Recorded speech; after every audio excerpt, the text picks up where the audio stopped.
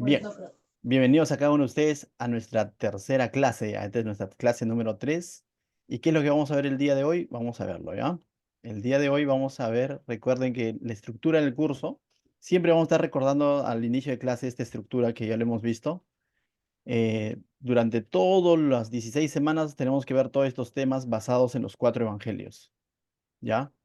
El día de hoy vamos a ver lo que viene a ser el punto número 2, el nacimiento y la infancia de Jesús. Ya hemos visto la introducción al curso en la primera clase. En la segunda clase vimos la introducción a las buenas nuevas, tanto la de Lucas como la de Juan. Pero el día de hoy vamos a ver el nacimiento y la infancia de Jesús. Ya básicamente vamos a coger texto. En esta ocasión vamos a basarnos básicamente en el Evangelio de Lucas y el Evangelio de Mateo. ¿Por qué ellos dos? Porque son los únicos dos evangelios que narran el nacimiento y la infancia de Jesús. Mientras que Marcos ya comienza desde el bautismo de Jesús, vamos a llamarlo así, y Juan igual, ya Jesús adulto, ya ejerciendo su ministerio, ¿no? Entonces, el día de hoy vamos a basarnos en Mateo y Lucas. Entonces, si ya tienes tu Biblia, trata de buscar ahí los primeros capítulos de Lucas, márcalo, y también márcalo con un separador de Biblia, una hojita, y también en Mateo capítulo 2 igualito, ¿no? Entonces vamos a estar el día de hoy en el capítulo 2 de Lucas y el capítulo 2 de Mateo. Ahí vamos, voy a pedir, sí, bastante participación. Se entiende que también ya hemos leído estos pasajes, ¿no? Entonces te puedes ubicar rápidamente. Entonces vamos a comenzar, ¿bien? Entonces, el día de hoy vamos a ver qué hemos dicho, el nacimiento y la infancia de Jesús. Dentro del nacimiento y la infancia de Jesús lo vamos a dividir en 3 partes. La primera parte la vamos a llamar nacimiento, la segunda parte la vamos a llamar la infancia y la tercera parte el testimonio de Jesús cuando todavía era niño o cuando ya tenía 12 años, vamos a ver, ¿no? Hasta ese punto es la meta llegar el día de hoy. Entonces, la primera parte, el nacimiento de Jesús, segunda parte, la infancia de Jesús y la tercera parte, el testimonio de Jesús, ¿correcto? Entonces, vamos con la primera parte, el nacimiento de Jesús. El nacimiento de Jesús a la vez lo vamos a dividir en 3 partes. El nacimiento de Jesús propiamente dicho, las buenas nuevas que fueron dadas a los pastores, la circuncisión y la presentación en el templo. Es decir, cuando Jesús es circuncidado a los 8 días y cuando es presentado también o dedicado, también usa esa palabra en algunas Biblias, en el templo, ¿no? Entonces, vamos a ver esos 3 puntos, ¿no? Cómo fue el nacimiento, cómo fue cómo se le hizo saber este nacimiento a los pastores y cómo es que Jesús fue circuncidado y presentado en el templo. Todos estos puntos narrados por el Evangelio de Lucas y también Mateo, ¿correcto? Entonces vamos a ver el nacimiento de Jesús que está en Lucas del capítulo 2 del verso 1 al 7. Entonces, a ver si me pueden apoyar. Vamos a ver el nacimiento de Jesús que está en Lucas capítulo 2 del verso 1 al 7, ¿no? Si tienes tu Biblia, perfecto, ¿no? Entonces, si alguien lo tiene, lo puede leer del 1 al 7 de corrido. ¿Vamos? Capítulo 2. Ok.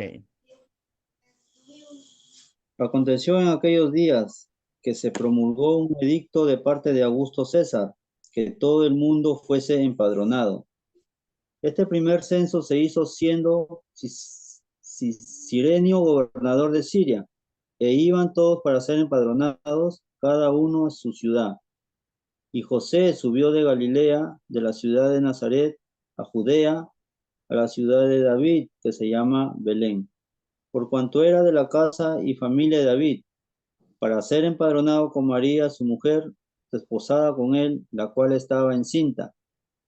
Y aconteció que estando ellos allí, se cumplieron los días de su alumbramiento, y dio a luz a su hijo primogénito, y lo envolvió en pañales y lo acostó en un pesebre, porque no había lugar para ellos en el mesón. Ok, gracias Luis. Entonces nos damos cuenta que Lucas cuando narra, ¿no? Cuando Lucas está narrando el nacimiento de Jesús, no es como aquellas obras literarias o cuentos que alguna vez has leído donde dice, érase una vez, había un día, no, sino que lo que Lucas hace en los 2 primeros versículos, no sé si lo han notado, yo lo tengo aquí en la pantalla, los 2 primeros versículos, nos menciona nombres y eventos, ¿te has dado cuenta? Aconteció que en aquellos días estaba ubicándolo en una parte de la historia, y no me refiero a la historia bíblica nada más, sino a la historia incluso secular de la humanidad, porque Lucas menciona un edicto, menciona dos nombres interesantes ahí, Augusto César y Cirenio, gobernador de Siria. No sé si te has dado cuenta de eso, ¿no? Entonces, esto nos está hablando un poco cómo es que Lucas, el investigador, no está solamente diciendo así a secas, nació Jesús, sino nos está ubicando en una parte de la historia. A eso lo podemos llamar que Lucas nos está dando el contexto histórico. No sé si alguno de ustedes en algún momento ha escuchado de Augusto César o quizás de Cirenio el gobernador, que es un poco, yo creo que Augusto César es un poco más conocido, ¿no? ¿Quién era Augusto César? ¿Es necesario saberlo? Sí, para poder entender quizás un poco más el contexto en el que nació el Señor Jesús. Entonces vamos a hablar un poco de estos dos personajes, tanto de Augusto César como de Cirenio, el gobernador de Siria. ¿Ya? Eh, si alguien desea participar y dice, yo sí he escuchado por ahí que Augusto César fue tal, bueno, perfecto, ¿no? Entonces, vamos a ver, Augusto César, ¿no? Augusto César, ¿quién fue Augusto César? Dice, fue sucesor de su tío Julio César. No es el Julio César nuestro hermano, sino Julio César fue también un emperador romano, ¿no? Uno de los más conocidos quizás. Se hacía llamar el amo de Roma, Julio César, el tío. Y fue de mucho renombre para que justamente el Imperio Romano comience a colonizar diversos lugares, pueblos, y por qué no decirlo, ¿no? También Israel, ¿no? Ahora ya estaba siendo gobernado políticamente, militarmente por los romanos. Y en los tiempos de Jesús, quien era el emperador era Augusto César. No confundamos con la palabra gobernador. Gobernador, hemos visto que era Herodes el Grande. Pues, pastor, ¿cuál es la diferencia entre emperador y gobernador? El emperador era el, por así llamarlo, el rey, el emperador de Roma, del imperio como tal. El gobernador era aquel vasallo, vamos a llamarlo, o aquel hombre representante de Roma que gobernaba una región de estos pueblos que justamente Roma estaba conquistando o gobernando, ¿no? Por eso que Herodes era de esa región donde estaba Judea y todo lo demás, ¿no? Pero aquí también nos menciona luego un segundo nombre, que también es un gobernador también en Siria, el segundo nombre que nos menciona. Pero entonces, ¿quién es Augusto César en los tiempos de Jesús? Es el emperador de Roma, ¿no? Sucesor de Julio César. Él dice que vivió entre el año 63 antes de Cristo hasta el año 14 después de Cristo, ¿no? Eso fue más o menos el lapso en el que él vivió, ¿no? Entonces, él gobernó, mejor dicho, Roma, o fue el emperador de Roma hasta el año 14 después de Cristo, ¿no? Cuando con su fallecimiento va a dar la posta al siguiente emperador, que luego vamos a verlo también en su momento, quién fue el siguiente emperador, ¿no? Después de Augusto César.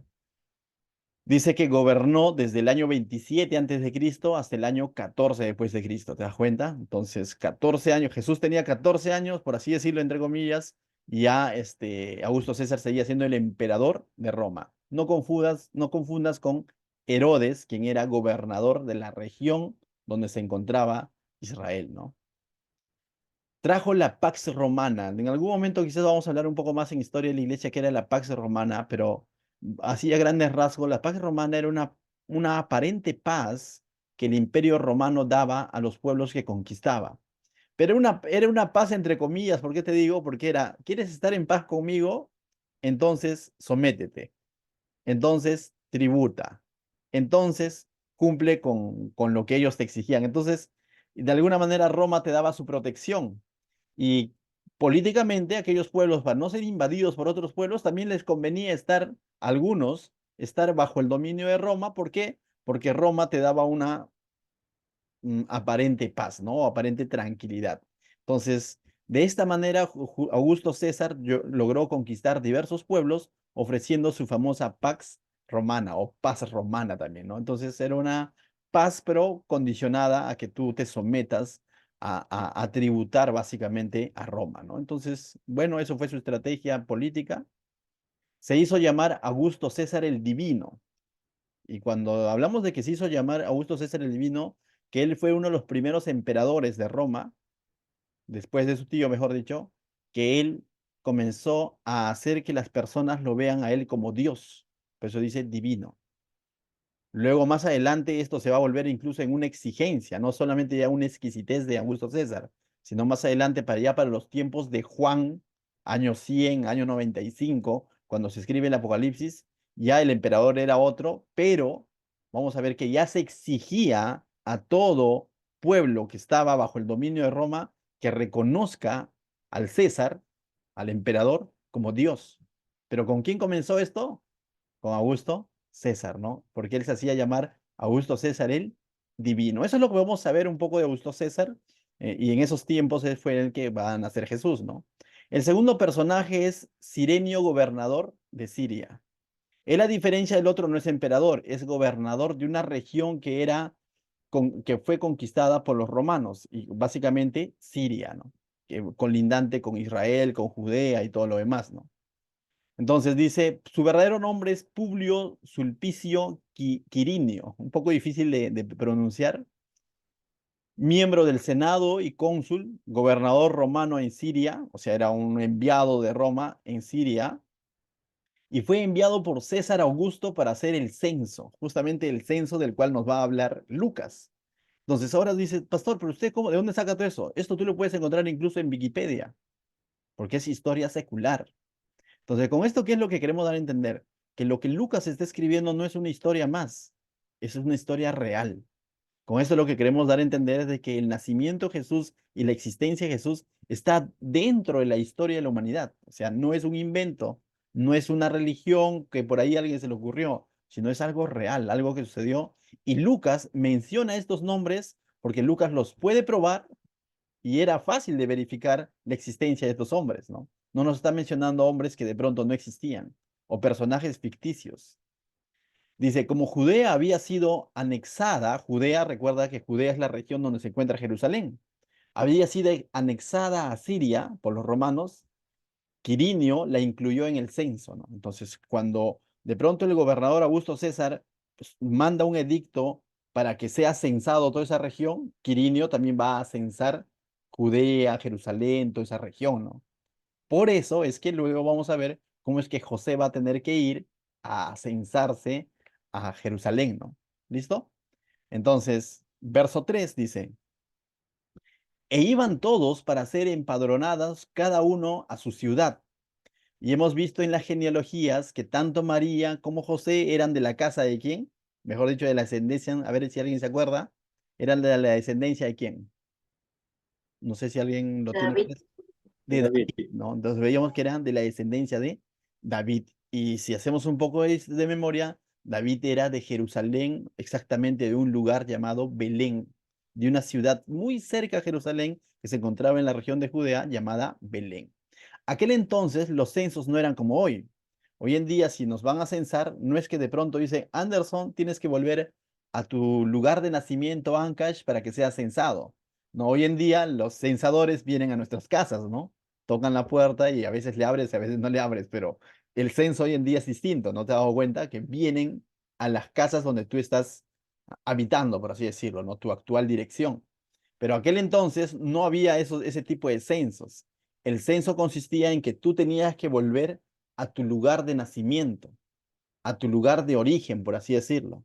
Entonces, como este edicto del emperador se había dado para que se cense, las intenciones del censo eran para que puedan hacer una buena administración de los tributos, unos buenos cálculos de cuánto ingreso van a tener en cada región. Esa era la finalidad del censo, ¿no? Pero aquí Lucas lo menciona como parte de la historia y dice, ¿no?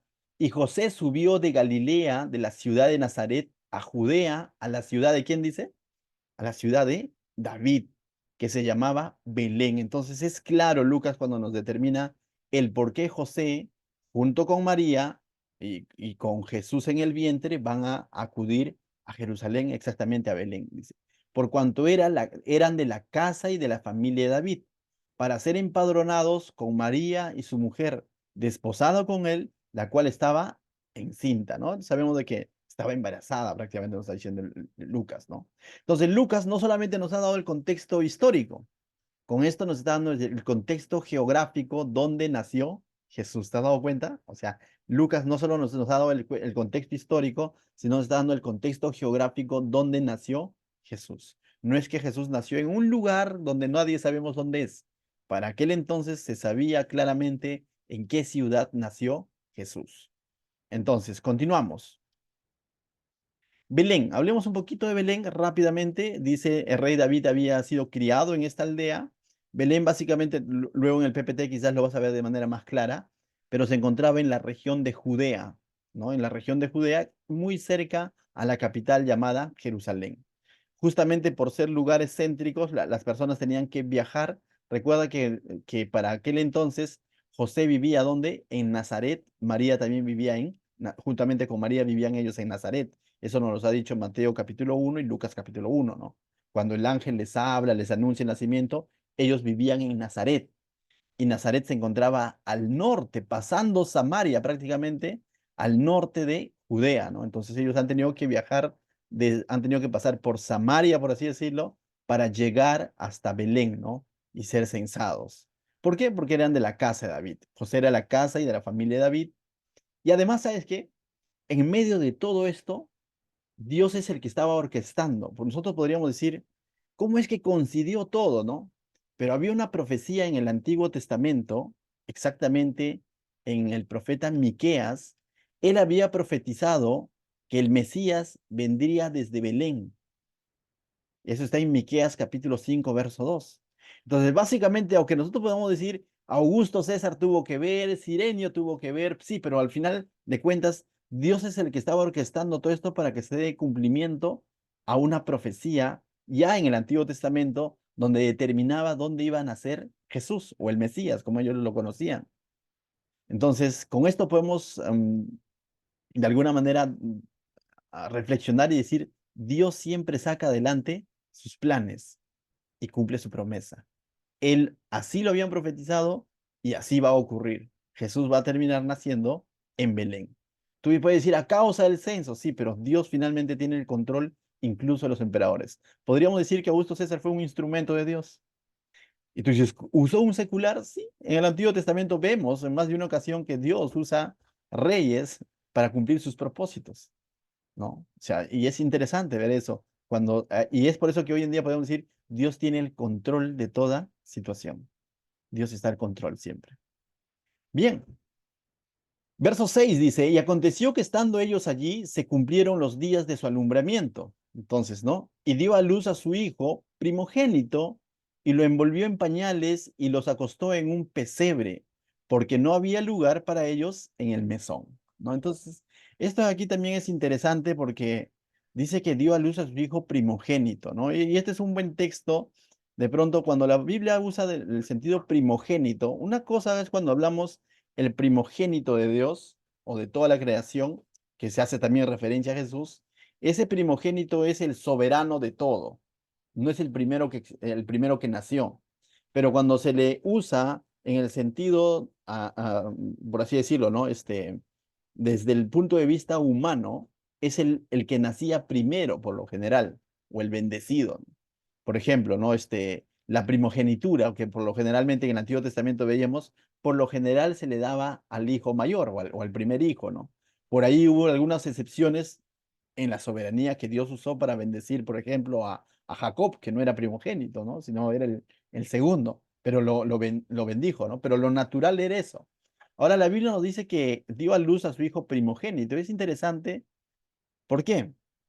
Porque si Jesús fue el hijo primogénito de María, entonces significa una evidencia más de que María después de Jesús tuvo más hijos. Y ya lo hemos visto también en textos anteriores, en clases anteriores, donde dice, y no la conoció hasta que nació Jesús, ¿no? Porque después de eso, José y María, como personas casadas, van a tener muchos más hijos, ¿no? Y los evangelios más adelante nos van a mencionar a los hermanos de Jesús, ¿no? Entonces, dio a luz, dice a Jesús, en un pesebre. Ahora, pero ¿te ha llamado la atención qué es un pesebre? No sé si alguien tiene idea de qué es un pesebre. Yo creo que la mayoría quizás, hoy en día cuando mencionamos la palabra pesebre, a veces decimos, es lo que se arma en Navidad. Pero ¿alguien sabe realmente qué es un pesebre? ¿Lo podría decir con toda naturalidad? ¿O tienes una idea, algo que tú creas que es un pesebre? Un pesebre es un lugar donde daban de comer a los animales antiguamente. Así es. Afirma. Era una caja de madera, básicamente, donde daban de comer a los animales, ¿no? Y esto me llama mucho la atención en cuanto a Jesús. ¿Cómo es que él, siendo el Hijo de Dios, habiendo sido anunciado por los ángeles, y de pronto nació en un pesebre? Una evidencia más de lo que Pablo dice en Filipenses, ¿no? Que no se aferró el ser igual a Dios, sino que se despojó y se hizo semejante a los hombres. Y dice, y se humilló, porque eso es lo que hizo Jesús. Se humilló no en el sentido de que cuando lo escupieron, lo abofetearon, sí, pero también en el sentido del simple hecho de hacerse ser humano, siendo Dios, y ahora todavía no puso condiciones en dónde nacer, ¿no? Sino que él nació, dice, en un pesebre. Alguien dijo, ¿no? El Señor desde su nacimiento nos muestra su humildad y no necesita de un sillón para ser el rey, porque Él era el rey, Él era el prometido. Entonces, de por sí nos muestra el Señor esa humildad desde su nacimiento, ¿no? Y luego lo va a reflejar con su manera de vivir, definitivamente, ¿no? Dice porque no había espacio para ellos en el mesón. También dijo un hombre, un comentarista, se llama Barclay, dijo que no haya lugar en el mesón, dice, para Jesús, es porque su lugar estaba en la cruz, dice. O sea, porque, o sea, el mesón era un lugar, como hoy en día decir, un hospedaje público, donde las personas llegaban cada vez que hacían o cuando acudían a sus fiestas a la capital de Jerusalén, entonces existían como casas de hospedaje. Ese era un mesón. Pero para cuando llega José y María ya no había espacio para ellos. Ahora tú dices, si asiento preferencial para María, está embarazada, no existía, no hubo. Pero eso no fue impedimento para que el Rey de Reyes venga y se haga hombre. Nació en un pesebre, ¿no? Entonces, algo sobre el cual nosotros debemos reflexionar y más adelante al final vamos a ver en las aplicaciones, ¿no? Jesús no buscó comodidades para cumplir su misión y nosotros debemos seguir esas mismas pisadas, ¿no? No buscar nuestras propias comodidades para recién seguir o cumplir la gran comisión. Debemos de seguir ese ejemplo de Jesús. Amén. Continuamos entonces. A modo de resumen, y aquí te voy a dejar algo como para que lo investigues. En realidad nos tomaría mucho tiempo en explicarlo. Según el calendario juliano que estaba vigente en los tiempos de Jesús, Jesús nació en el año cero, como normalmente nos han enseñado. Pero ese calendario juliano, ya para el año 1600 más o menos, fue cambiado por el calendario gregoriano. Y el calendario gregoriano hizo un recálculo, vamos a llamarlo así, de los tiempos, de los días del año sobre todo. Para el calendario juliano tiene 365, para el calendario gregoriano es 365 más cuarto de día. Entonces, ¿qué es eso, no? Más 6 horas. Y eso modificó todas, muchas fechas de la historia. De tal manera que hoy en día podríamos decir, si usamos el calendario gregoriano, el cual usamos hoy en día prácticamente a partir del año 1600, todo el mundo occidente usa el calendario gregoriano. Entonces, bajo ese calendario, en realidad Jesús nació el año 4 o 6 antes de Cristo. Tú dices, ala, a mí me habían dicho año cero. Sí, era el año cero bajo el conteo del calendario juliano. Ahora, pues tú dices, ¿por qué usted dice eso? Porque cuando hicieron ese recálculo, de pronto se determinó que Herodes el Grande, de quien hemos hablado las clases anteriores, que era el gobernador de toda esta región donde nació Jesús, Herodes el Grande, según el calendario gregoriano, ¿sabes cuándo murió? El año 4 antes de Cristo. El año 4 antes de Cristo, ¿no? Ahí murió Herodes. Entonces tú dices, entonces Jesús nació el año cero, entonces significa que Jesús nació después. No, Jesús nació cuando Herodes estaba vivo. Y haciendo todo un recálculo, por eso que Jesús nació 2 años antes que Herodes muera, porque vamos a ver que Herodes va a tener que ver mucho con la persecución y la matanza que hace de los bebés. Pero te lo dejo para que puedas investigar. Te voy a pasar quizás ahí un link de algunas páginas para que lo puedas leer a detenimiento, pero en algún momento quizás te digan, oye, ¿cuándo nació Jesús según nuestro nuevo calendario? Sí, si somos estrictos con las fechas, podría ser entre el año 4 o 6 antes de Cristo. Eso es interesante, te lo dejo ahí como para, como dice, ¿no? Como una inquietud para que lo puedas analizar. Eso no cambia en nada la veracidad de los relatos bíblicos, no lo cambia en nada, porque muchas fechas de muchos eventos conocidos fueron modificados bajo ese calendario, ¿no? O sea, eso no lo cambia en nada. Se tuvo que hacer ese recálculo, ¿por qué? Por eso que hoy en día quizás has escuchado de los famosos años bisiestos. Por eso es que hoy en día has escuchado que no cada 4 años hay un 29 de febrero, porque antes solamente había solo hasta 28 de febrero. No sé si has escuchado, por eso que cada 4 años tenemos 366 días del año, pero hay otros 3 años que tenemos 365. todo ese recálculo matemático que a veces es un poquito complicado de entenderlo, pero si en algún momento te dicen cuándo nació estrictamente Jesús, tú podrías decir entre el año 4 y 6 antes de Cristo, ¿correcto?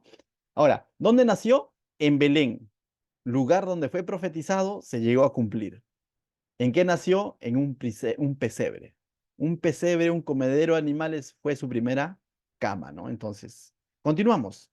Ahora vamos a ver las buenas nuevas a los pastores. Estamos entrando ya al segundo punto, ¿sí? El primer punto era el nacimiento de Jesús. Ahora vamos a ver las buenas nuevas que fueron dadas a los pastores. Para esto vamos a leer desde Lucas capítulo 2, del verso 8 al 20, ¿sí? ¿Qué tal si alguien me apoya leyendo del 8 al 11 nada más? Del 8 al 11 primero. Yo, pastor Amén. Jorge. Dale, dale. Había pastores en la misma región que velaban y guardaban las vigilias de la noche sobre su rebaño. Y he aquí se les presentó un ángel del Señor, y la gloria del Señor los rodeó de resplandor, y tuvieron gran temor. Pero el ángel les dijo: no temáis, porque he aquí os doy nuevas de gran gozo, que será para todo el pueblo, que os ha nacido hoy en la ciudad de David un Salvador, que es Cristo el Señor. Muy bien. Entonces, ni bien nacido Jesús, vemos, ya nacido Jesús, Dios va a enviar a sus ángeles para que anuncien el nacimiento de Cristo, tal como ellos lo dicen. ¿A quiénes? A los pastores.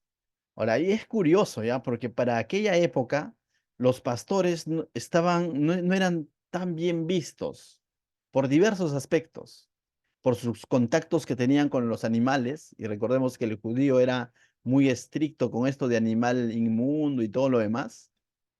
No era bien visto también porque el pastor tenía aquel entonces una fama de, por así decirlo, ¿no? De que lo tuyo es mío, por así decirlo, dueño del ajeno, ¿no? Entonces, esto se conoce por historia, ya que aquel entonces el pastor no era tan bien visto, no eran muy confiables, incluso en las cortes de los juicios públicos, muchas veces no se tomaba en cuenta la voz de un pastor porque no era muy confiable. ¿Correcto? Entonces, de alguna manera, eran marginados socialmente, ¿no? Pero a Dios le plació hacer llegar sus buenas nuevas por los ángeles, por un ángel. ¿A quién? A los pastores. Les anunció cuando ellos estaban, dice, en una vigilia en la noche, ¿no? Les anunció que el Cristo, el Señor, había nacido, ¿no? En la ciudad de David, es decir, en Belén. Entonces, qué interesante. Y vamos a ver algunos aspectos más del verso 13 al 14. No sé si alguien lo podría. Acá lo tengo en pantalla, yo lo leo que básicamente de 3 al 14 dice, y repentinamente apareció con el ángel, porque primero les habla un ángel, ¿no? Dice, pero luego dice, repentinamente les apareció con el ángel una multitud de huestes celestiales que alababan a Dios y decían, o sea, esto era una notición para la humanidad, porque Cristo, el Mesías, había nacido. Es decir, es un evento trascendental en medio de la historia de la humanidad.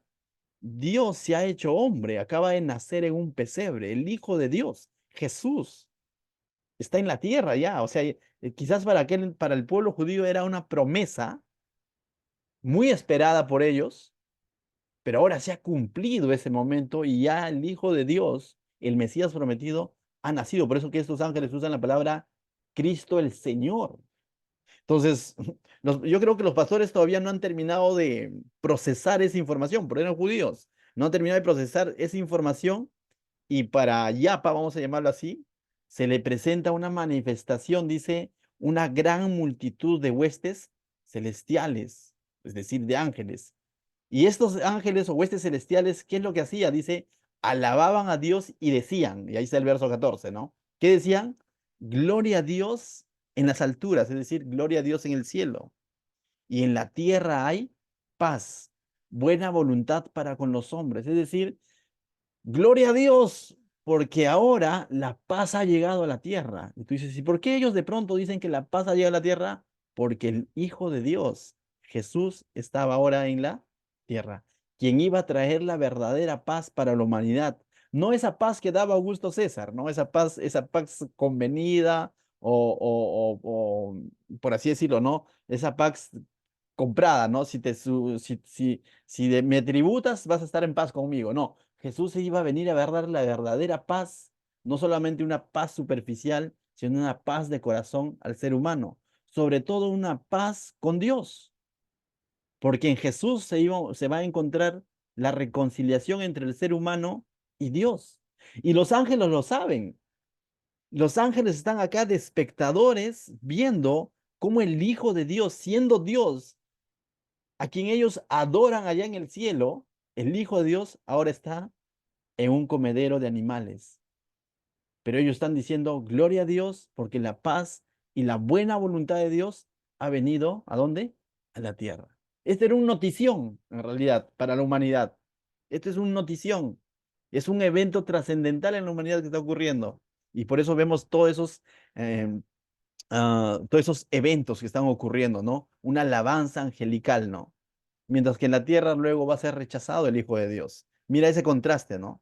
En el cielo hay alabanza a Dios por lo que está haciendo y en la tierra vamos a ver un Herodes persiguiendo, tratando de matar a los bebés porque se entera que el Hijo de Dios ha nacido o el futuro rey de Israel ha nacido, ¿no? Entonces, eso habla también un poco de la naturaleza del hombre, ¿no? Esa naturaleza pecaminosa.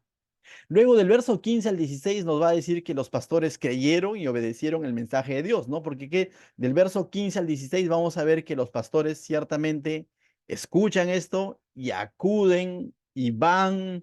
El verso 16 exactamente dice, vinieron pues apresuradamente y hallaron a María y a José y al niño acostado en el pesebre. Todavía esto estaba fresquito, ¿no? Todavía Jesús estaba en el pesebre. Esto fue el mismo, podríamos decir quizás la misma noche del nacimiento de Jesús, ¿no? No ha pasado mucho tiempo, no han pasado muchas horas, porque cuando vienen los pastores, creen el mensaje, acuden, encuentran a Jesús todavía acostado en el pesebre, ¿no? Entonces, es interesante, pero también hay algo que resaltar de parte de los pastores, ¿no? Creyeron y obedecieron el mensaje que Dios trajo a ellos, ¿no? Sobre el nacimiento de Jesús, ¿correcto? Luego, del verso 17 al 20, vemos los pastores testificando, glorificando y alabando a Dios.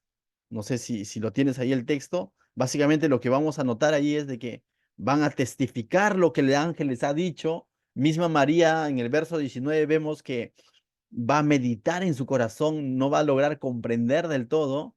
Y el verso 20, mira lo que dice. No sé si alguien lo puede leer el verso 20. ¿Cómo termina esta parte de la historia? Yo, pastor, Dale, dale. y volvieron los pastores glorificando y alabando a Dios por todas las cosas que habían oído y visto, como les había dicho. Es decir, se había cumplido exactamente como este ángel les había anunciado, y eso desata en ellos al ir, obedecer, creer el mensaje, y al darse cuenta de que el Hijo de Dios, el Cristo, ha nacido, porque eso les dijo el ángel, ellos vuelven glorificando y alabando a Dios por todo lo que habían oído y visto, ¿no? Yo te digo a modo de paréntesis, qué cosas maravillosas ya Dios ha cumplido en tu vida. Y si ha sido así, ¿eso ha despertado en ti una alabanza hacia Dios? O de pronto dijiste, bueno, gracias Dios, otro milagrito, por favor. A veces somos así, ¿no? Somos ingratos, olvidamos rápidamente el favor de Dios, ¿no? Entonces acá los pastores nos están dando una lección de cómo debemos de reaccionar ante las cosas que Dios está haciendo, ¿no? Bien, ahora vamos a pasar a ver el tema de la circuncisión. ¿Correcto? El segundo punto, el siguiente punto, hablando del nacimiento de Jesús, vamos a ver la circuncisión y la presentación de Jesús en el templo o la dedicación de Jesús en el templo. Para eso les voy a pedir que puedan abrir sus Biblias en Mateo capítulo 1, verso 25 y también en Lucas capítulo 2, verso 21. ¿Ya? Entonces lo vamos a tener ahí los pasajes para poder leerlo. La circuncisión, dice. Mateo 1:25, si alguien lo puede leer, y otro, Lucas 20, capítulo 2, verso 21. Yo, pastor, leo 1:25. Dale. Pero no la conoció hasta que dio a luz a su hijo primogénito y le puso por nombre Jesús. Amén. Siguiente. El Lucas 2:21, por favor. Pastor, ¿me puedo leer? ¿Sí? Dale, dale.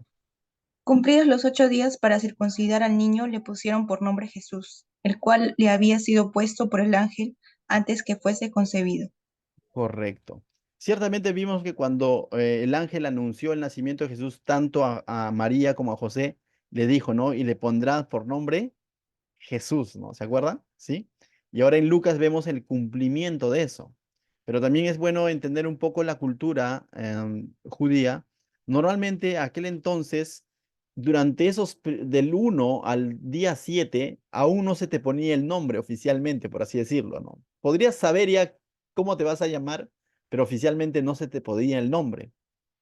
¿Cuándo se te ponía el nombre? Cuando eras llevado al 8.º día para ser circuncidado, y ahí es donde ante el sacerdote que iba a circuncidar le decías, se va a llamar Pancracio, se va a llamar Eustaquio, ¿no? Entonces, ahí era el momento, ¿no? Luego eso ha ido cambiando, la Iglesia Católica lo cambió bautizando niños y ahí es donde les daban su certificado de bautismo. Luego hoy en día es cuando vas y tú lo asientas en la municipalidad, ¿no? O lo llevas a RENIEC, es creo que ahora, ¿no? Ni siquiera la municipalidad, lo llevas a registro civil, a RENIEC, dices, se va a llamar Jorgito, se va a llamar Pepito, ¿no? Pero en la cultura judía aquel entonces, ¿cuándo es que se te decía cuál es tu nombre oficialmente?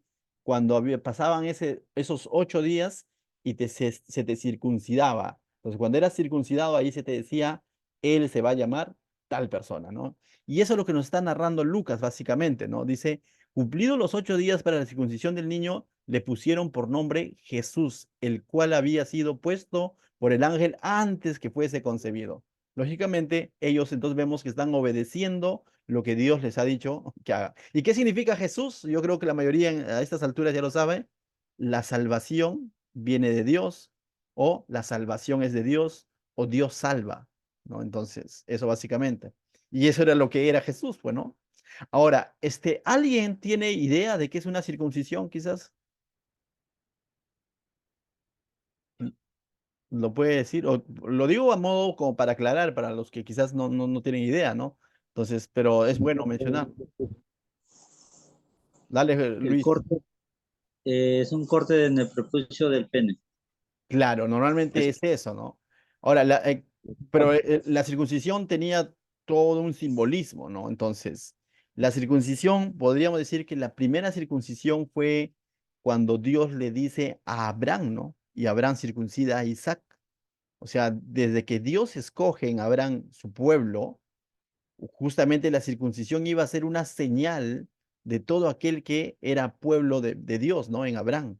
Entonces, desde Abraham comienza circuncidando a Isaac y así todo hijo varón era circuncidado, ¿no? Y era considerado ahora uno más del pueblo de Dios, ¿no? Entonces, simbolizaba, dice, una señal de pertenencia al pacto que hizo Dios con quién, con Abraham, ¿no? Entonces, todo judío normalmente hijo varón era circuncidado, ¿no? Entonces esto era normal, porque era una señal del pacto.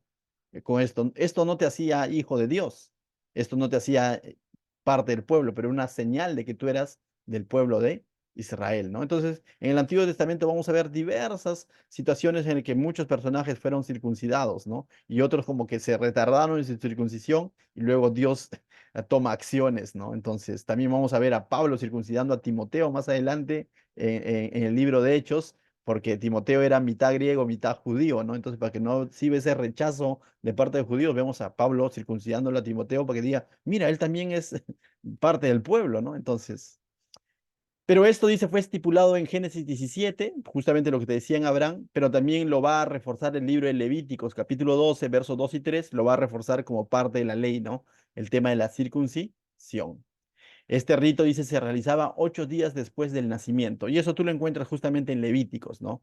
Que es de cuántos días después del nacimiento se hacía esto, ¿sí? Entonces Jesús, como judío que era, fue circuncidado, ¿no? Fue circuncidado. Y ahí vemos entonces la obediencia de José y María llevando a Jesús a que cumpla también con esta ordenanza de la circuncisión, ¿no? Entonces, Luego vemos la presentación en el templo, y eso lo vemos del verso 22 al verso 38, ¿no? Entonces, la presentación en el templo. Es presentado en el templo. Entonces, si lo tienes ahí en tu Biblia, por favor, lo pueden leer, la presentación en el templo del 22. Es muy extenso, quizás hasta el 38. Vamos a ver ciertos puntos nada más. Yo estoy confiando en que ustedes han leído ya estos pasajes, porque eso ha sido parte de la asignación, ¿no? Entonces, recordemos que no es un estudio verso a verso, sino estamos haciendo básicamente unas comparaciones entre los evangelios, ¿no? Entonces, vemos, por ejemplo, la presentación en el templo también fue instituida, por así vamos a llamarlo, o era parte de la ley, y eso está en Levíticos 12 también, cómo es que tenían que ser presentados los niños en el templo, ¿no?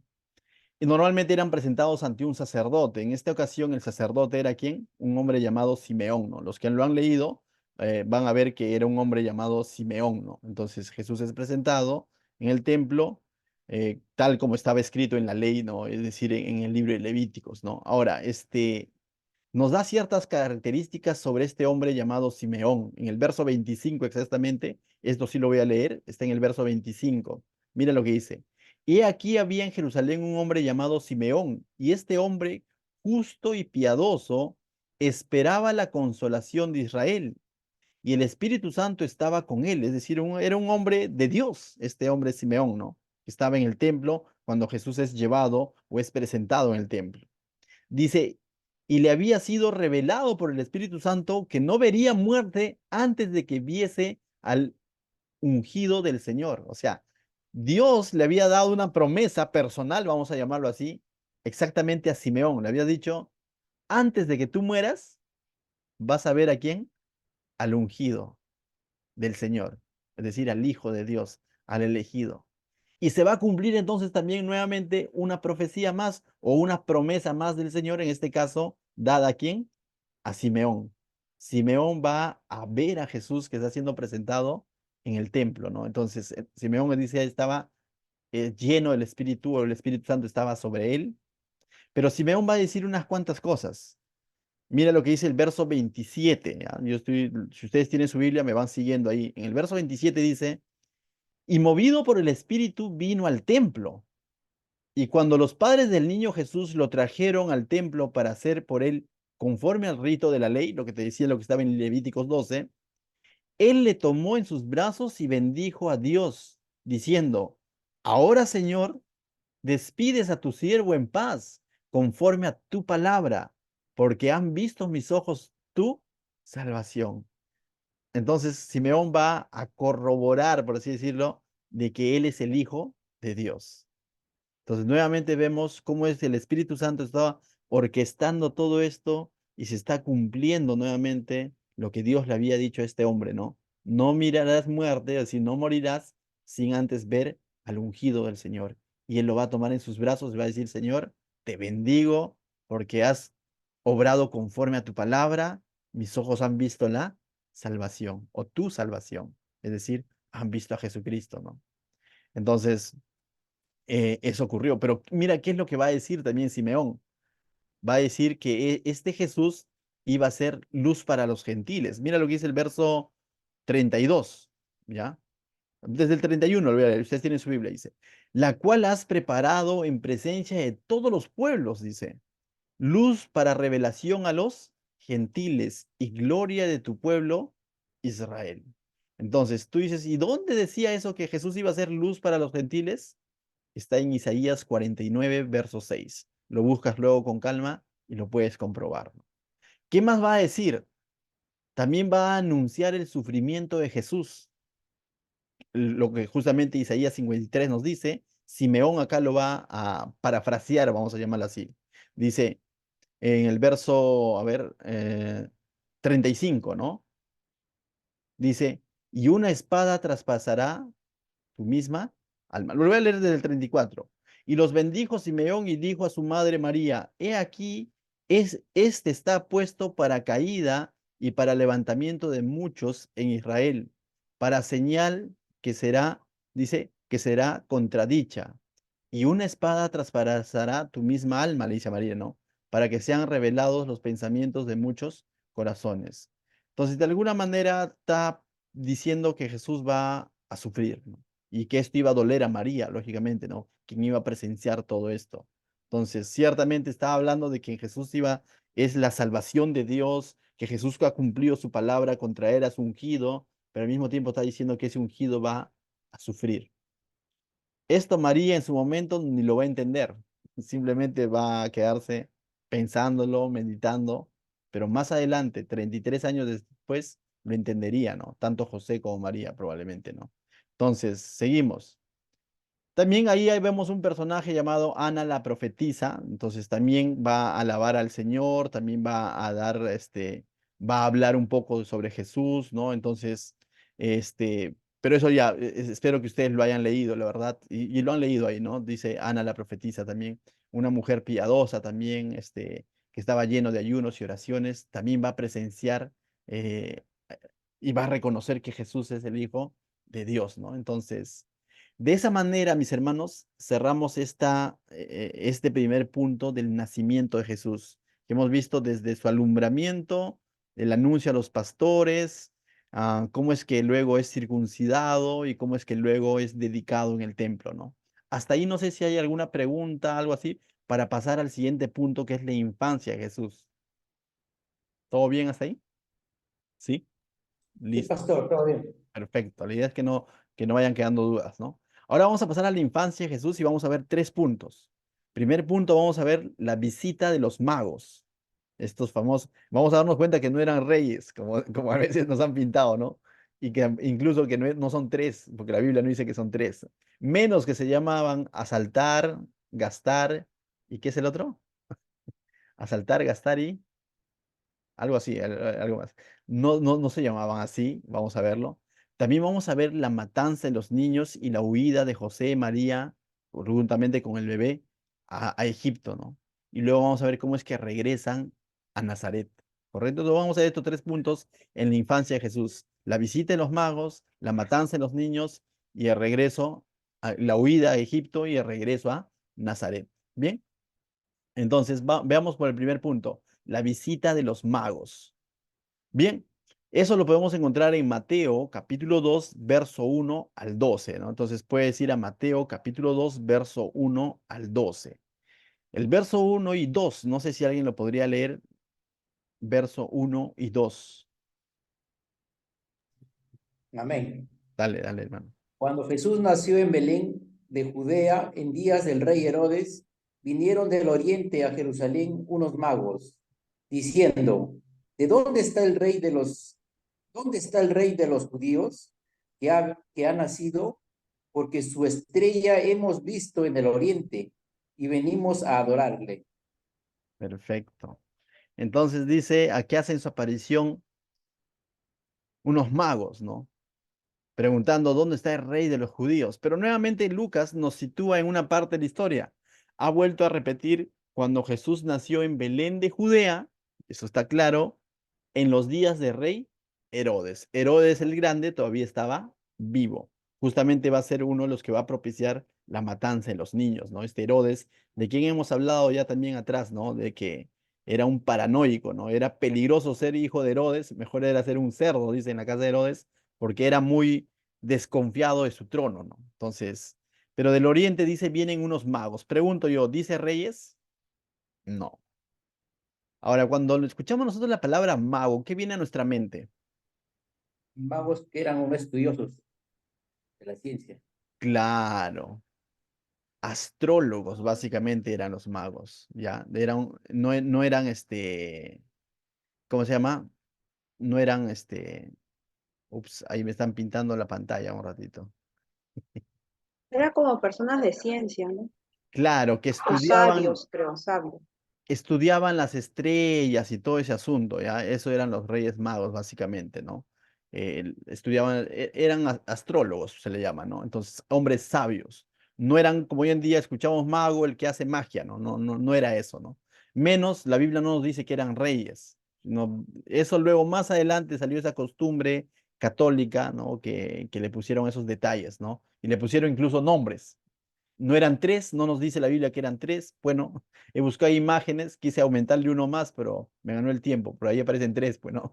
Pero en realidad no eran tres, no se sabe cuántos eran, ¿no?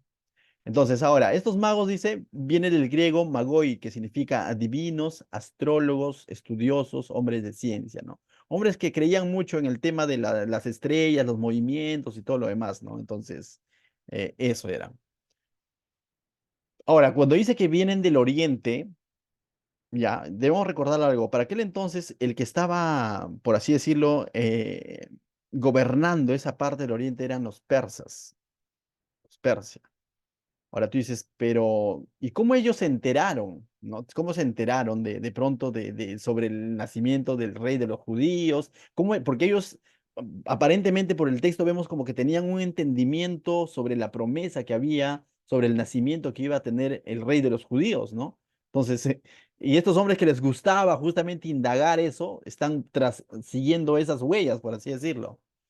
Ahora, si nosotros vamos al Antiguo Testamento, hay muchas profecías en cuanto al nacimiento del Mesías, incluso la ubicación, el lugar, todo eso, ¿no? Hemos visto Miqueas, mismo Isaías, ¿no? Que hablaban de eso. Y ahora tú dices, ¿y cómo estos hombres de pronto se han enterado de todo eso? ¿A quién han leído? Debemos recordar que hubo un tiempo en la historia de Israel que fueron llevados cautivo al mundo oriente, los babilonios. Y luego los persas son los que van a conquistar Babilonia. De tal manera que ellos tienen toda esta información. Ahora, hubo hombres que estuvieron en Babilonia y hombres muy, muy sabios de parte del pueblo de Israel o de parte de los judíos. Uno de ellos fue Daniel.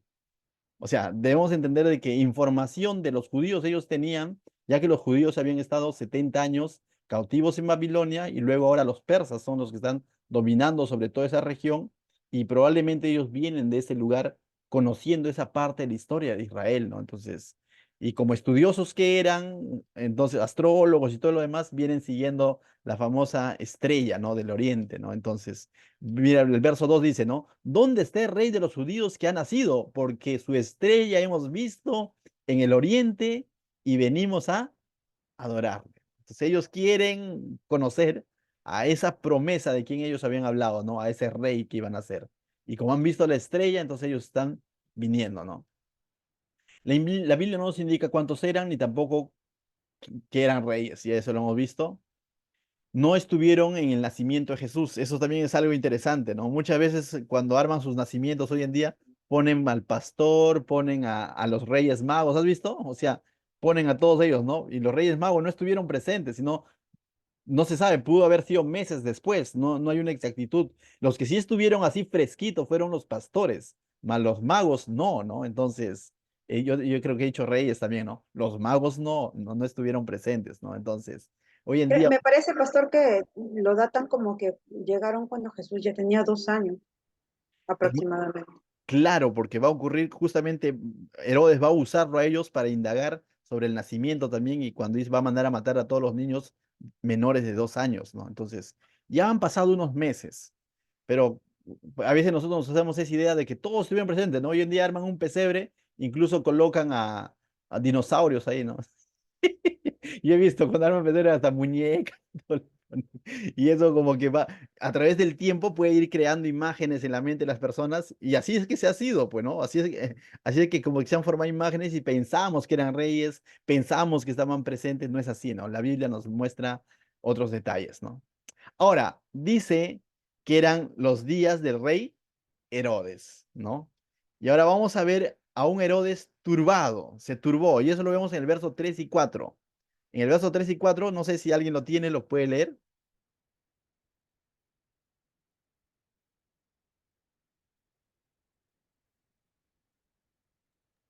Yo, Estamos, Amén. dale, dale, dice. ya. Oyendo esto, el rey Herodes se turbó, y toda Jerusalén con él. Y convocados todos los principales sacerdotes y los escribas del pueblo, les preguntó dónde había de nacer el Cristo. Ahí nada más. Entonces, esta noticia no va a caer bien a Herodes, bueno, porque Herodes, recuerda, es un paranoico, celoso de su trono, de esa región que él está gobernando, ¿no? Y se turbó él y se turbó todo Jerusalén en el sentido de que si Herodes se turba, nos malogró la paz romana, ¿no? Porque todo el pueblo va a estar movido, porque ahora Herodes está movido también, ¿no? Emocionalmente, ¿no? Entonces, ¿qué hace Herodes? Dice, él temía perder su reinado, ¿no? ¿Qué es lo que hace? Convocar a los principales sacerdotes judíos para saber más de Cristo. Herodes va a la fuente, a los mismos sacerdotes judíos, y es interesante, ¿ah? Y a los escribas del pueblo, ¿no? El verso 4 dice, y les preguntó, ¿dónde había de nacer el Cristo? El ungido, el Hijo de Dios. En parte está reconociendo Herodes, y vas a ver la respuesta más bíblica que pudo haber existido, ¿no? En ese momento. ¿De parte de quién? De los sacerdotes y escribas. Pero a mí me causa una curiosidad. Estos hombres sabían dónde iban a ser y todo eso, pero sin embargo el conocimiento no les alcanzó para llegar y ir a adorar entonces al que había nacido, pues. Entonces, ¿qué sucede? Herodes al enterarse dónde nació va a encomendar a los magos, ¿no? Les va a decir, anda, va, me pasan la voz, ¿no? Yo también quiero ir a adorar, va a decir Herodes. Pero yo quisiera analizar un poco la respuesta de los sacerdotes a Herodes. Está en el 5 y 6. Mira lo que dicen ellos. Ellos le dijeron, en Belén de Judea, porque así está escrito, ¿por quién? Por el profeta. Tú, Belén, de la tierra de Judá, no eres la más pequeña entre los príncipes de Judá, porque de ti saldrá un guiador que apacentará a mi pueblo Israel. Eso estaba registrado por el profeta, eso los sacerdotes lo sabían. Y tú dices, ¿dónde estaba? Miqueas capítulo 5, verso 2. Vas a tu Biblia y dice prácticamente lo mismo. Aquí lo tengo en pantalla. Pero tú, Belén Ofrata, pequeña para estar entre las familias de Judá, de ti me saldrá el que será Señor en Israel, y sus salidas son desde el principio, desde los días de la eternidad. Incluso ahí nos habla un poco de la eternidad de Jesús, ¿no?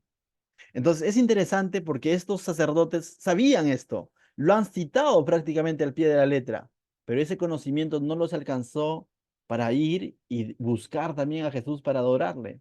Mientras que los otros, que están con una información más reducida, los magos, están buscando a Jesús para adorarle, estos enceguecidos con mucho conocimiento, pero enceguecidos por su orgullo judío, no van y lo adoran. Pero le dan esta información ¿a quién? A Herodes.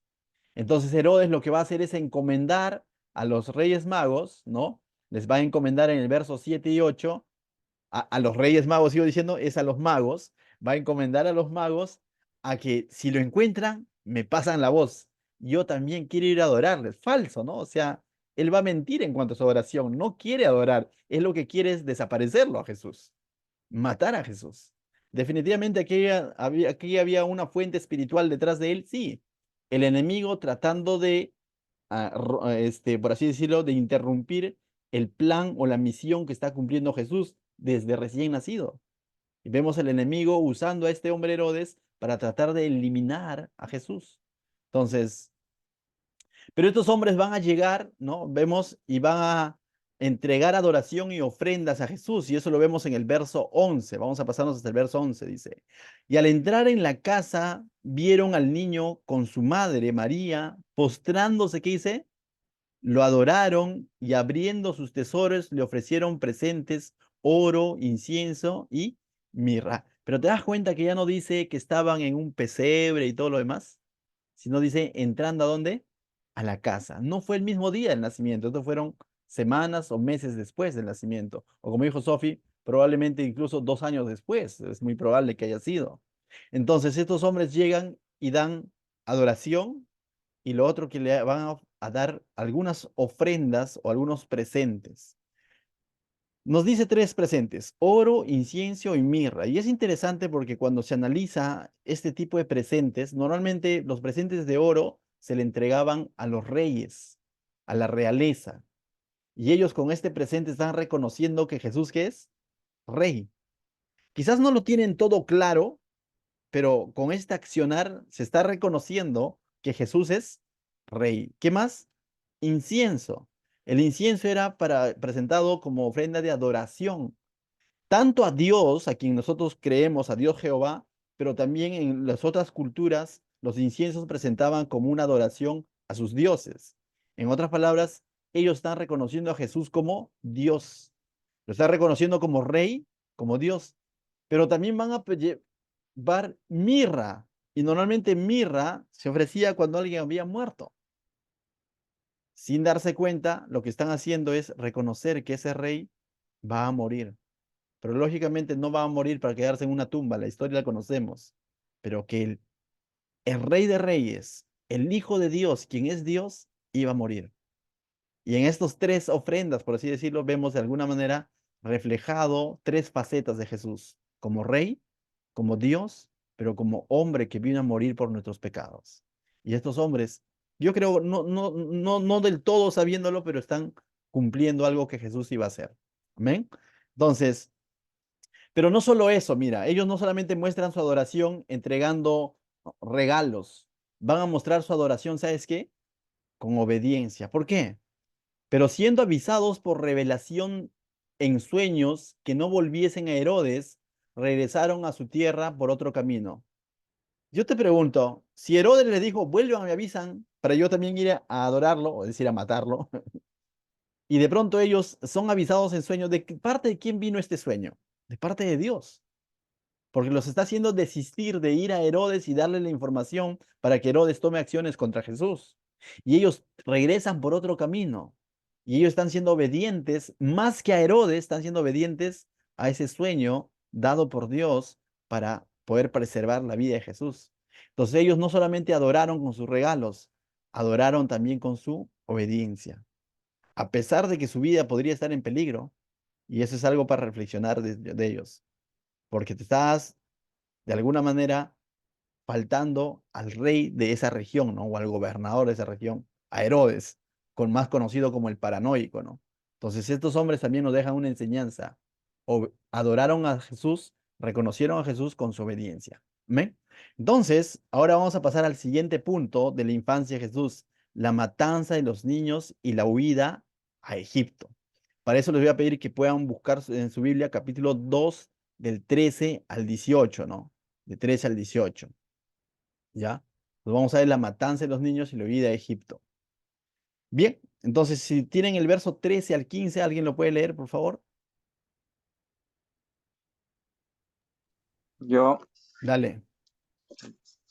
des- después que partieron ellos, he aquí un ángel del Señor apareció en sueños a José y le dijo, levántate y toma al niño y a su madre, y huye a Egipto, y permanece allá hasta que yo te diga, porque acontecerá que Herodes buscará al niño para matarlo. Y él despertando, tomó de noche al niño y a su madre, y se fue a Egipto, y estuvo allá hasta la muerte de Herodes, para que se cumpliese lo que dijo el Señor por medio del profeta, cuando Entonces, Alexander nos acaba de leer, ¿no? Esa porción donde cómo es que Herodes, no, cómo es que Dios es el que básicamente va a salvaguardar la vida de Jesús, porque es Dios que nuevamente usa un ángel para hablar a José y anticiparle de todo lo que estaba planificando Herodes, ¿no? Entonces, a esta sección podemos llamarle Dios cuida de su hijo, ¿no? O sea, Dios cuida de su hijo.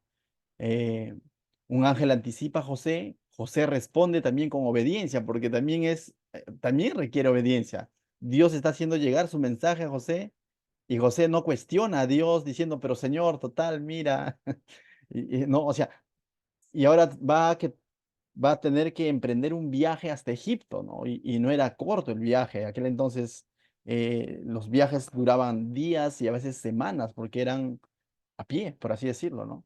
Entonces, eh, pero también dice, se cumplió la profecía, ¿no? Entonces, no sé si eso lo leyó, pero eso estaba en el verso a 14, 15. 15, ¿no? Dice, para que se cumpliese lo que dijo el Señor por medio del profeta cuando dijo, de Egipto llamé a mi hijo. Y tú dices, ¿había una profecía donde se decía que Jesús iba a venir de Egipto? No dice que iba a nacer en Egipto, sino que iba a venir de Egipto. Sí. ¿Y dónde está eso, pastor? Oseas capítulo 11, verso 1. Cuando Israel era muchacho, yo lo amé, dice, está hablando en pasado. ¿Ya? Tiene un cumplimiento cuando Dios sacó a su pueblo cuando estaba en Egipto, Israel. Pero también tiene otro cumplimiento, dice, y de Egipto llamé a mi hijo. Esto para aquel entonces, para el judío, como que no. Pero ahora, Lucas o Mateo, que estamos Mateo, ¿no? Mateo nos está hablando de que se cumplió incluso esa parte de la profecía donde dice, de Egipto llamé a mi hijo. Y ciertamente, entonces podemos concluir que Jesús pasó parte de su vida en Egipto. El tiempo exacto no lo sabemos, pero a causa de esta persecución, Jesús fue llevado a Egipto para poder salvaguardar su vida, ¿no? Entonces, vemos aquí Dios salvaguardando la vida de Jesús, pero también Dios cumpliendo profecías que estaban en el Antiguo Testamento, ¿no? Ahora, continuamos con el tema de la matanza, ¿no? Herodes mandó a matar a los niños, eso lo vemos del 16 al 18. Alex, levantaste la mano, dale. Sí, pastor, también tengo una inquietud. En las películas siempre se ve que María usa un burrito como transporte, ¿no? Pero aquí en la Biblia no menciona al burrito que, que siempre se ve en las películas, o incluso se ve en Navidad. Yo digo, ¿no? De repente María siempre ha ido a pie, estando embarazada. Claro, no se sabe, ¿no? Ahora, por la época normalmente se usaba el pollino o el burrito, ¿no? Aquel entonces, por la época, ¿no? Entonces es como hoy en día, de pronto dicen, sí, y Anderson viajó a San Juan del Lurigancho. Entonces, lo primero que viene a nuestra mente va a ser en un vehículo, ¿no? Porque es lo que comúnmente se usa. Ahora, pero con eso, como dice, ¿no? Hay una gran probabilidad que haya sido un burrito. Pero como dices, ¿no? Si la Biblia no lo dice, no podemos asegurar, ¿no? ¿Fue muy probable que ese fue su medio de transporte? Sí, pero no podemos de pronto rotundamente decir fue así si es que la Biblia no lo menciona, ¿no? Pero gracias, Alex, bien curioso tu intervención, ¿no? Dice que también se va a cumplir con esta matanza de los niños, si lo ven ustedes del verso 16 al 18. Mira lo que dice, voy a leerlo desde el 16, ¿ya? Herodes entonces cuando se vio burlado por los magos, se enojó mucho y mandó matar a todos los niños menores de 2 años que habían en Belén y todos sus alrededores conforme al tiempo que había inquirido los magos, ¿no? Entonces, más o menos sacó cuentas y mandó a matar a todos los niños que habían, dice, menores de 2 años, ¿no? Ahora, dice, entonces se cumplió lo que fue dicho por el profeta Jeremías cuando dijo, y Mateo claramente nos dice cuál fue la profecía. Voz fue oída en Ramá, grande lamento, lloro, gemido, Raquel que llora a sus hijos y no quiso ser consolada porque perecieron. Entonces tú dices, esa era una profecía dada por Jeremías, ¿no? Y acá lo está diciendo claramente Mateo. Recuerda que Mateo está escribiendo a quién, quién es su audiencia, los judíos, ¿no? Lo que Mateo quiere dar a entender a los judíos es de que Jesús es el cumplimiento a muchas de las profecías del Antiguo Testamento, ¿no? Ahora, si nosotros nos vamos a Jeremías, justamente lo que ha citado Mateos, dice algo similar o prácticamente lo mismo. Así ha dicho Jehová, voz fue oída en Ramá, llanto y lloro amargo. Raquel que lamenta por sus hijos y no quiso ser consolada acerca de sus hijos porque perecieron. Aquí habla de hijos, ¿ya? Que van a perecer. La palabra perecer es morir. Pero cuando usa el término Raquel, recordemos que las profecías muchas veces eran dados en modo figurativo. ¿Quién fue Raquel? ¿Se acuerdan ustedes? El esposo. Esposa de Jacob. La esposa de Jacob, quien es Israel, ¿no? Entonces, en modo figurativo es como que muchos hijos de Israel o muchos niños de Israel iban a morir, ¿no? Y Raquel en modo figurativo es como que iba a llorar, ¿no? Entonces, en ese sentido. Ahora, esto tuvo un primer cumplimiento, debemos decirlo, cuando de pronto el reino de Judá también es llevado cautivo a Babilonia y ellos son sitiados y hay una matanza de niños en Judá, en el reino de Judá, ¿no? Entonces, eso tuvo un primer cumplimiento. Pero también ahora Mateo usa esto que hubo una segunda matanza, en todo caso, de manos del rey Herodes, porque dice claramente que mató a todos los niños menores de 2 años que habían en Belén y sus alrededores, básicamente en Jerusalén, ¿no? Entonces, básicamente ocurrió en ese lugar esta matanza. Fue anticipada muchos años atrás por Jeremías sobre esta matanza, sí, ¿no? Entonces vemos también que se está cumpliendo, dice Mateo, ¿no? Entonces, bien, pasado esto, vamos a ver el regreso a Nazaret, ¿no? El regreso de José, María y Jesús a Nazaret, ¿no? Entonces, lo vemos tanto en Mateo como en Lucas. No sé si lo tienen Mateo ahí a la mano. Mateo 19 al 23 nos menciona también que José, María y Jesús vuelven a Israel después de que acabó todo eso, ¿no? No sé si ya lo tienen ahí. Lo pueden leer, Mateo, y otro puede ir buscando Lucas 2 39 al 40. Mateo 19. Mateo 2, verso 19 al 23.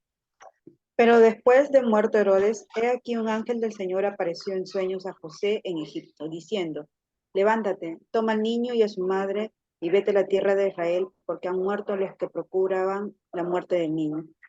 Entonces él se levantó y tomó al niño y a su madre y vino a la tierra de Israel. Pero oyendo que Arquelao reinaba en Judea en lugar de Herodes su padre, tuvo temor de ir allá, pero avisado por revelación de sueños, se fue a la región de Galilea. Y vino Correcto. y habitó en la ciudad que se llama Nazaret, para que se cumpliese lo que fue dicho por los profetas, que habría de ser llamado Nazaret. Listo, ¿no? Entonces es claro, yo creo, Mateo, al decirnos que Jesús vuelve a, nuevamente, o José, María y Jesús vuelven porque ya murió el que procuraba matarle. ¿Quién es el que procuraba matarle? Herodes el Grande. Y según la historia secular y ahora bajo el calendario gregoriano, Herodes murió el año 4 antes de Cristo. Entonces, por eso que te decía, Jesús, este, para aquel entonces ya tenía aproximadamente 2 años, ¿no? Tal como lo hemos visto también por la matanza que hicieron, ¿no? Menores de 2 años. Ahora, vuelven pero dicen no se van a Belén o a Jerusalén, sino se van ¿a dónde? A Nazaret. ¿Por qué? Porque esa parte de Belén, Jerusalén, o sea, Judea, estaba siendo gobernado por Arquelao, y Arquelao era hijo justamente de Herodes, ¿no? Entonces, por ese temor ellos se van a Nazaret. Pero esto también tiene todo un cumplimiento. Ahora tú dices, pero si José y María eran naturales de Nazaret, ¿por qué no se quedaban, eso también es una pregunta, ¿no? Ya nació en un pesebre, ¿qué hacían ellos todavía en Belén? Uno podría preguntarse, ¿no? Recordemos un poco el nacimiento de Jesús o el que María esté embarazada de Jesús, María lo sabe, José lo sabe que es de Dios, pero el pueblo en Nazaret no lo va a comprender del todo y tampoco lo va a creer del todo. Entonces, de alguna manera había como un cuestionamiento al embarazo de María, ¿no? Entonces, ellos de alguna manera están haciendo su vida en Belén y ahí es donde ocurre todo esto, ¿no?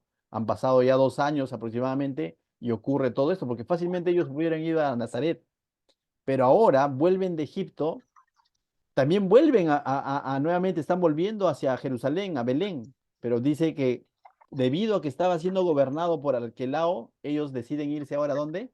A Nazaret. Y ahí es donde básicamente va a tener su infancia Jesús, en Nazaret, por eso se le va a conocer como Jesús de Nazaret.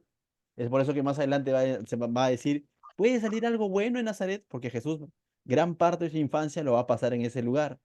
Y el siguiente tema que vamos a ver justamente nos va a registrar cómo es que ellos vienen, cada fiesta de Pascua, vienen desde Nazaret hasta Jerusalén a cumplir lo que todo judío hacía en la fiesta de la Pascua, ¿no? Entonces, bien, entonces Lucas nos está especificando, Mateo también, que ellos se fueron a vivir ¿a dónde? A Nazaret, ¿no?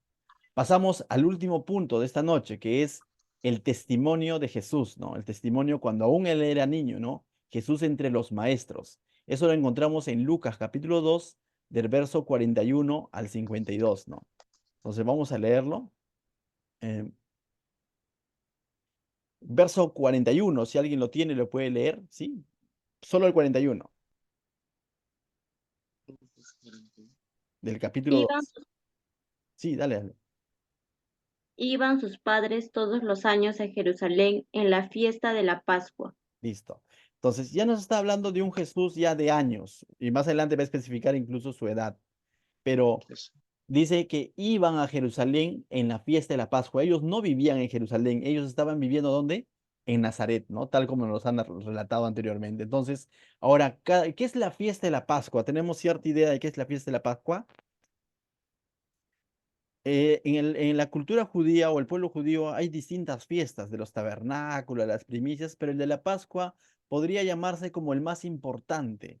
Era la fiesta donde ellos conmemoraban lo que Dios había hecho cuando el pueblo estaba todavía esclavo en Egipto y cómo Dios los había librado de la muerte de los primogénitos y había todo un sacrificio para pintar el dintel de sus casas y cómo es que la muerte no había, o decir, no había llegado la muerte a la casa de los israelitas, o no murieron los primogénitos de los israelitas, ¿no? A eso ellos lo llamaban el Pasaj, ¿no? Entonces, había toda una fiesta donde llevabas un sacrificio, primero al tabernáculo, pero aquel entonces de Jesús ya al templo. ¿Y dónde se encontraba el templo? En Jerusalén, en la capital. Entonces venían de distintas provincias, de distintos lugares, a celebrar esa fiesta que les recordaba, a traer su sacrificio al templo recordando lo que Dios había hecho con sus antepasados cuando estaban en Egipto. Entonces era una fiesta de peregrinaje, se conoce, donde ellos tenían que venir de distintos lugares. Y aquí nos dice que como todos los años venían a Jerusalén a la fiesta de la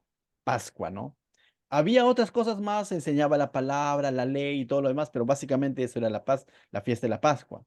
Verso 42 dice, y cuando tuvo 12 años, subieron a Jerusalén conforme a la costumbre de la fiesta. Era una fiesta de peregrinaje. ¿Qué es peregrinaje? Donde venían exclusivamente a Jerusalén. Era una fiesta que no lo podías celebrar en tu provincia. Lo tenías que celebrar sí o sí en la capital, en Jerusalén, porque ahí estaba el templo, ¿no? Entonces, como de costumbre dice.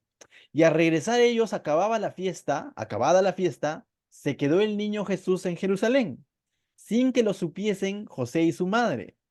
Y pensando que estaba entre la compañía, porque este tipo de peregrinaje lo hacían no solo uno, lo hacían prácticamente iban como decimos nosotros, en mancha, ¿no? O sea, en grupo. Entonces, en toda una compañía. Y ellos están regresando y no se percatan que Jesús se ha quedado en Jerusalén. Mira lo que dice. Sin que lo supiese José y su madre. 44. Y pensando que estaba entre la compañía, anduvieron camino de un día y le buscaban entre los parientes y los conocidos. Y yo estaba reflexionando un poco esto y decía, un día de regreso ya de camino, o sea, han caminado ya un día y no lo encontraban a Jesús en medio de todo el montón que ya estaba regresando a su tierra, ¿no? En este caso a Nazaret. No encontraron a Jesús. Verso 45. Pero como no le hallaron, volvieron ¿a dónde? A Jerusalén, a caminar otro día. O sea, yo me imagino, se me pierde mi hijo, muero, ¿no? O sea, un día que no lo veas y ya haces, ¿no? O sea, y a mí me imagino por un lado la desesperación también de María, ¿no? O sea, y todavía saber que es el Hijo de Dios. No sé si eso te infunde confianza o más bien temor, decir ahora qué hago, qué le digo a Dios, o confianza en que Dios lo va a cuidar. No sé cómo reaccionaría, ¿no? Si fuese José. Sé que es el Hijo de Dios, no sé si diría, ya Dios lo cuida, o diría, ahora qué le digo a Dios, ¿no? Porque definitivamente todo un caso, ¿no?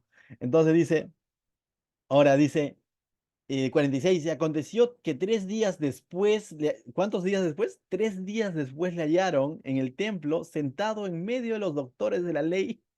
Ahí estaban, pues no, si tendríamos que mencionar doctores de la ley hoy en día, quizás estarías mencionando a un montón de teólogos, ¿no?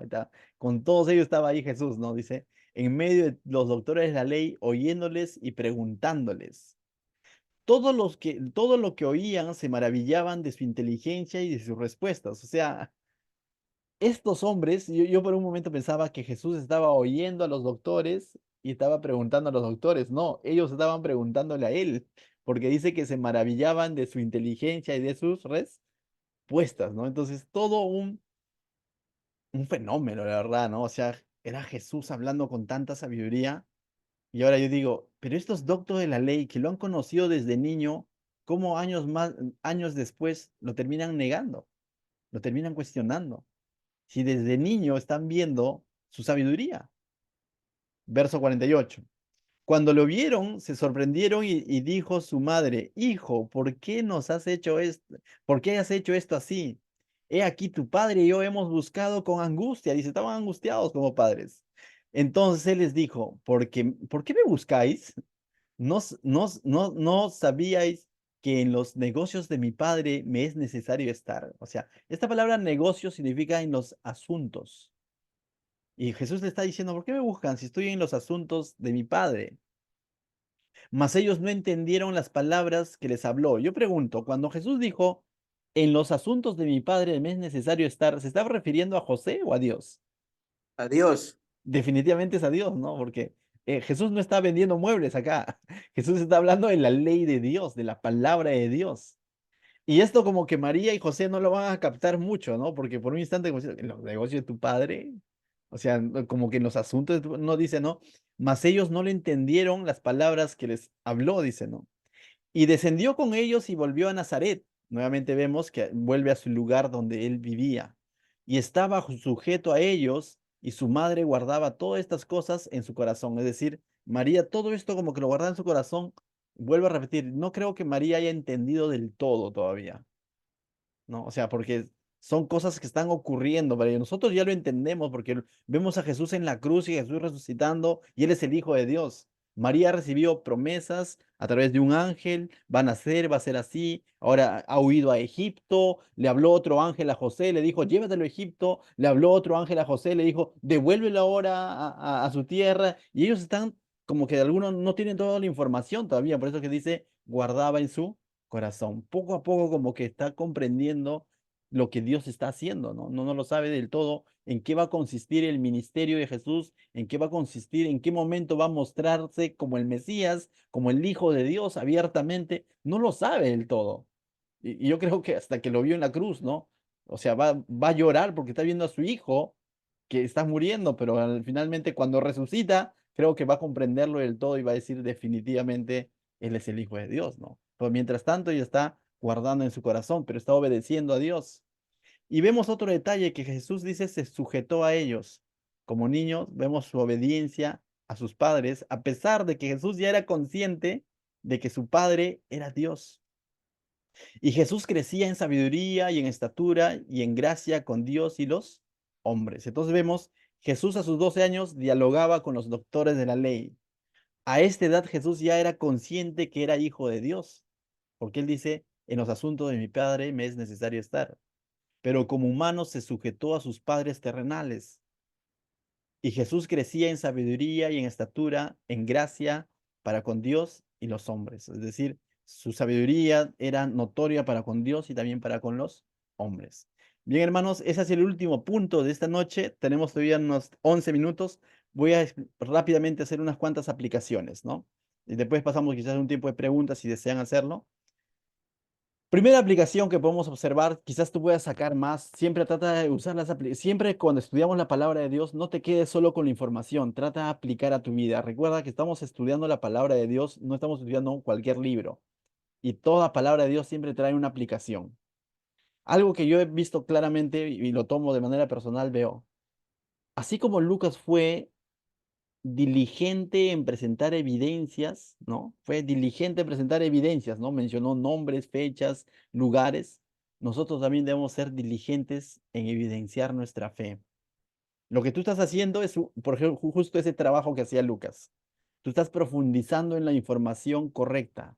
Cuando ahora te hablen sobre el nacimiento de Jesús, vas a tener un panorama más amplio y vas a poder responder quizás con mayor convicción en quién tú has creído. ¿Me dejo entender?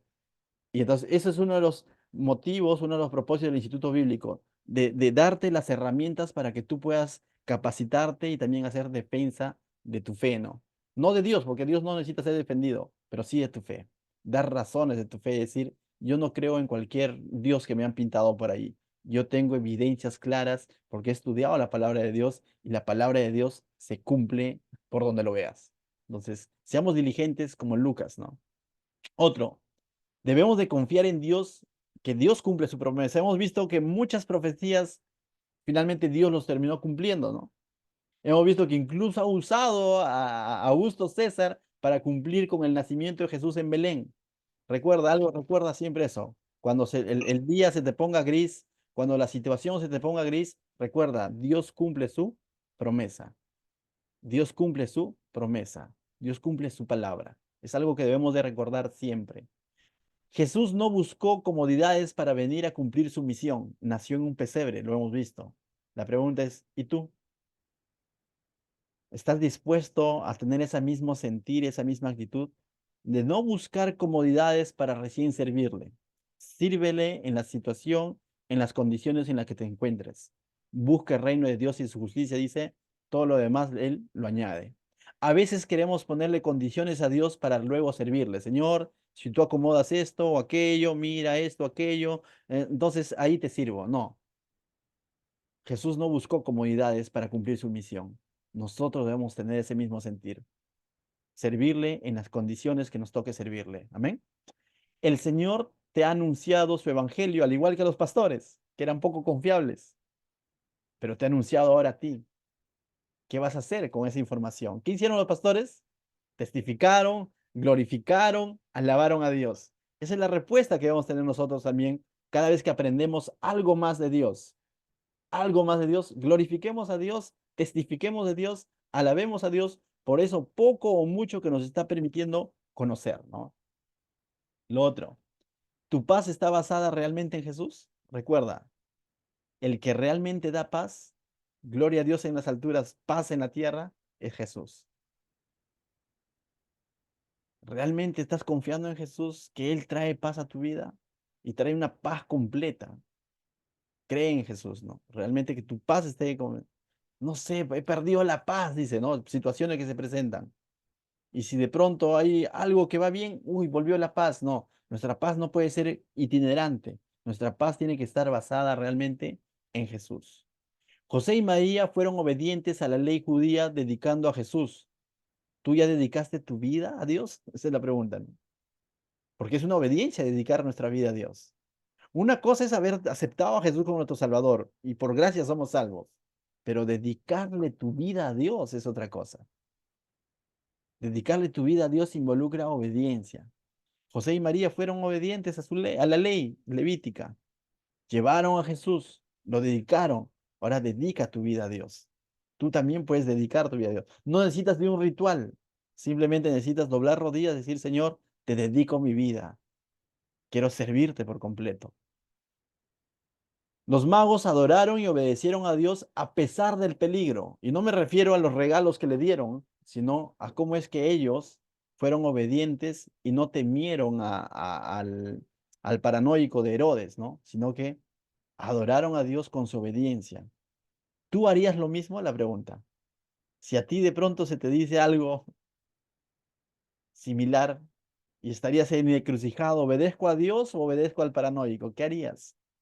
¿Tú harías lo mismo que estos Reyes Magos o adorarías a Dios con tu obediencia a pesar de que sabes que tu vida podría estar en peligro o tu tranquilidad podría estar en peligro? ¿Igual servirías a Dios? ¿Igual obedecerías a Dios? Es una buena pregunta que tenemos que hacernos cada cierto tiempo. José y María cuidaron de Jesús, el niño. Ahora, ¿tú qué puedes hacer por Jesús? José y María lo cuidaron cuando era niño. ¿Tú qué puedes hacer por Jesús? Jesús dijo en una ocasión en los evangelios, lo que hacéis con estos pequeñitos, me lo haces a mí. El Señor va a poner muchos pequeñitos a tu alrededor y no me refiero a niños nada más. Me refiero a personas que están comenzando en su fe, en su comunión con el Señor. ¿Qué vas a hacer por ellos? Lo que tú hagas por ellos, se lo estás haciendo a Jesús. José y María cumplieron su trabajo. Nosotros todavía estamos vivos y tenemos vida para cumplir nuestra misión de cuidar de los pequeñitos del Señor, de aquellas vidas que el Señor va poniendo a nuestro alrededor para manifestarle el amor de Cristo, ¿no? Entonces, somos llamados a eso. Jesús crecía en sabiduría. La pregunta es, ¿tú estás creciendo en fe y en sabiduría? ¿O de pronto sigo siendo el cristiano de hace 25 años? ¿O quizás he retrocedido? Nosotros tenemos un pensamiento, ¿no? El que no crece en las cosas del Señor, perece. Pero no te puedes quedar en stand-by. Cada día crece en tu conocimiento de la palabra de Dios, pero también crece en tu fe. Amén. Mira que Jesús nos da el ejemplo de que Él crecía, dice, ¿no? Crecía en sabiduría. Crezcamos también en sabiduría de la palabra de Dios.